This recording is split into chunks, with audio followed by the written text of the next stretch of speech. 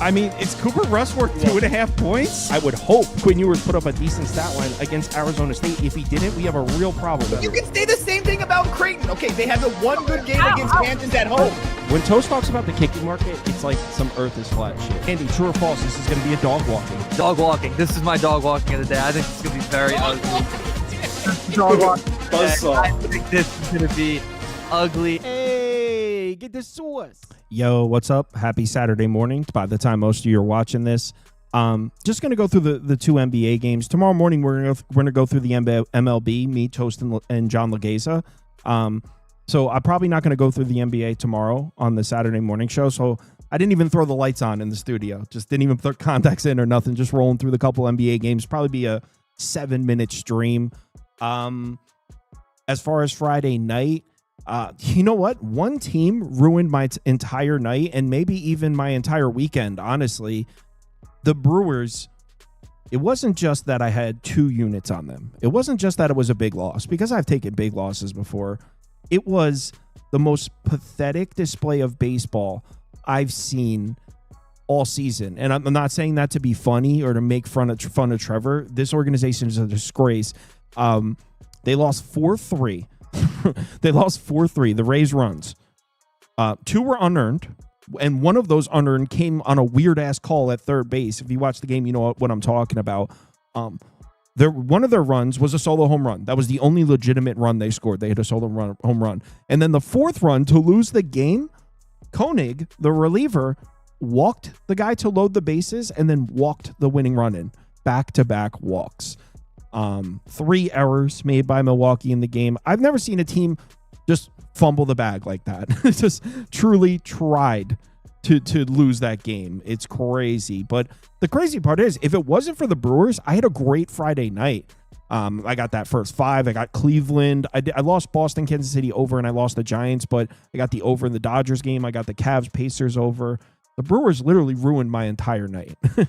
All right. So, gee, someone actually gave you a shout out in the Discord.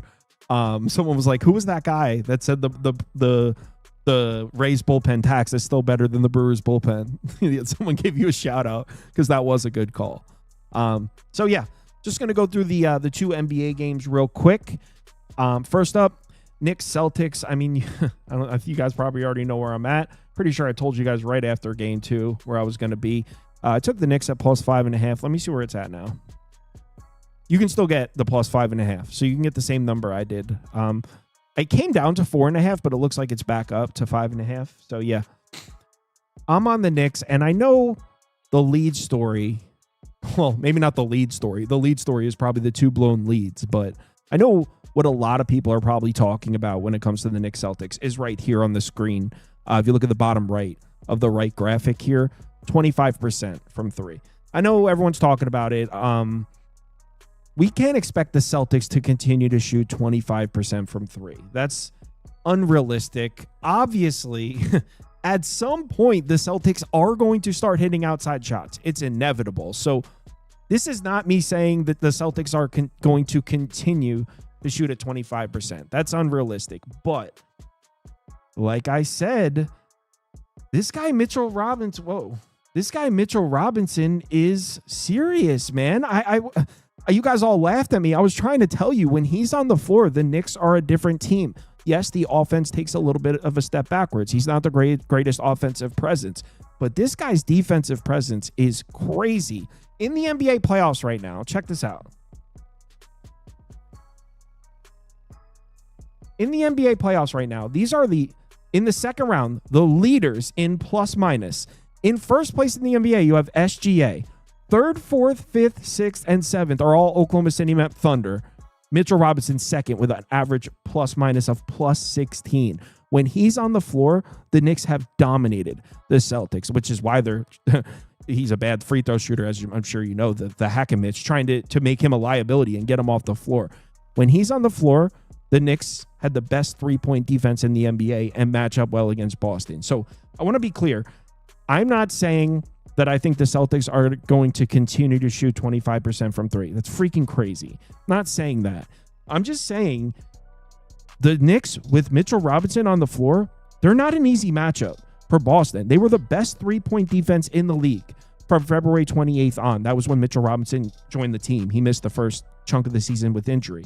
So Mr. Robinson comes back on February 28th. From that point forward, the Knicks are the best 3-point defense in the league, and we're seeing it. So, look, the Boston shooting is going to come around, but I'm not going to handicap the Boston shooting to be hitting 42% from three like they did during the regular season.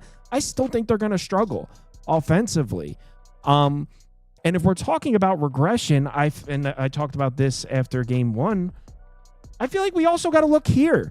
Everyone's talking about how the Celtics haven't hit their outside shots, blah, blah, blah, over and over again. I've said it, but we just talked about it. But not as many people are talking about this.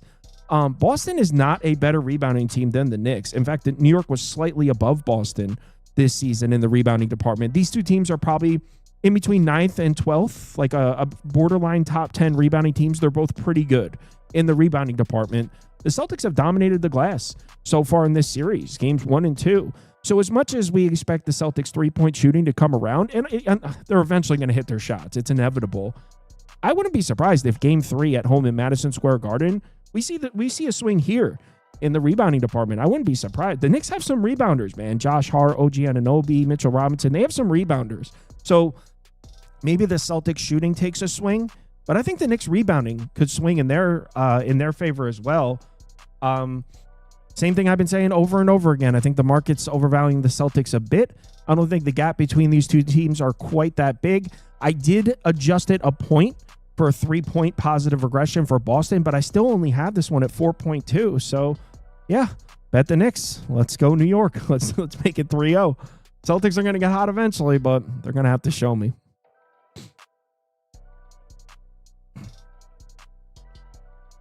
Next game, Minnesota, Golden State. This is an interesting one.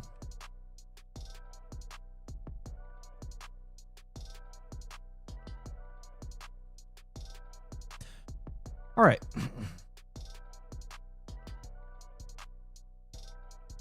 Minnesota, Golden State. So, one sec. There. This is what I want to bring up.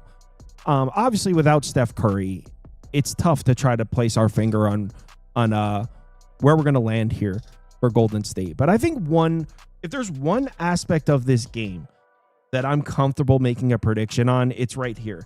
And if you can't see the graphic on the screen, I'll make it bigger. This is Minnesota's shooting in game 1 and 2. In game 1, Minnesota really struggled offensively. We all remember it. We were on Golden State on that one. 47% true shooting percentage is terrible. Then in game 2, with no Steph Curry, 61% true shooting percentage, over 43% from three. I'm sorry, but I believe this is a what we refer to as an outlier. Minnesota's a good offensive team, but Golden State is an elite defensive team, and missing Steph Curry should not affect that. In fact, you could probably make an argument that Golden State should be a better defensive team without Steph Curry.